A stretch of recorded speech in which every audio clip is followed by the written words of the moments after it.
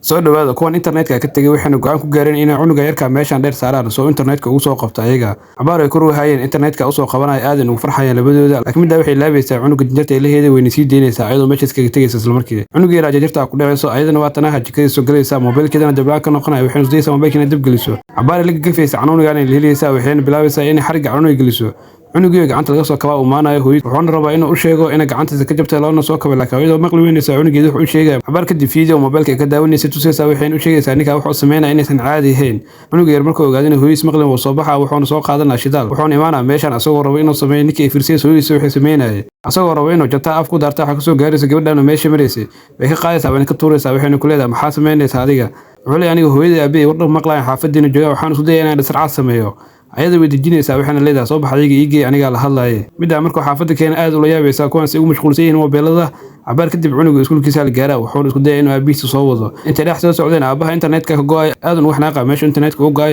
cunuga yar wuxuu ku leeyahay markaas soo bixeen ilaa hadda inta kala yimaana soo waday maxaa si fiican ugu soo orsiibaysaa meesha dhaqso ugu tagno cunuga soo xambaara wana kala soo ordaa meesha cabaar soo ordaa wuxuu arkaa tabeela mid dhinaciisa ku dhagan ku qoran tahay qadka waa free wuxuuna bilaabaa qadka waa xiriirsaday inuu asagoo istaagsan isticmaalo cunugiina madaxa ku wado cabaar kadib ninka askariga imaanaya cunuga ka qaadana qoortu saarnaa wuxuuna bilaabaa inuu asaga qoortu soo saaro bombalahan midka wax dhanka lama ogay cabaar oo meesha taagnaa wuxuu bilaabaa bombalii qoortu saarnaa inuu iska soo qaato asagoo u malay inuu cunugiisa qoorta ku wato midii wax walba soo aragtay ordaysaa wuxuu imaanay nin askari waxay weydiinay inuu meelahan ka dhow yahay saldhig booliis waxay soo aragtay cid ayaga dhan wada mobil ku mashquulsan oo cunugooda xataa meel maray aan ogeyn waatana saaxiibada ayadoo mobilkeeda ku mashquulsan dhanka loo geeyay habeenkii markii la gaaray cashada waxay u keenaysaa bombalay ninkeeda oo keenay waxayna meelaysaa cunugeeda waxayna ku leedahay cashada meesha ka dhameey cabar kadib ayuu ku sheekaysanaya qolka jeefka albaabka loo soo garaaca albaabka markay furto maamada aad ugu naxaysaa ninkan booliiska gurigooda hortaagan waxayna ku leedahay xilliga maxaa meesha ku keenay laakiin asaga ma la hadlayo wuxuu ku leeyahay cunugeeni aaway ayagana bombalay meesha yeelay gacanta ku taagayaan laakiin midkana ogaanaya inuu waxaan bombalay cunugooda ahayn cabaaru wacay ayadana way arkaysaa inuu cunugeeda meeshan joogin ee bombalay meeshan joogo aad ay iskugu naxayaan laakiin midkana wuxuu leeyahay cunugeega waa inaa raasada laakiin ayada kama haraysay ka dawrdaysaa waxay ku leedahay cunugeena waa inaa raadinaa naga wad meeshan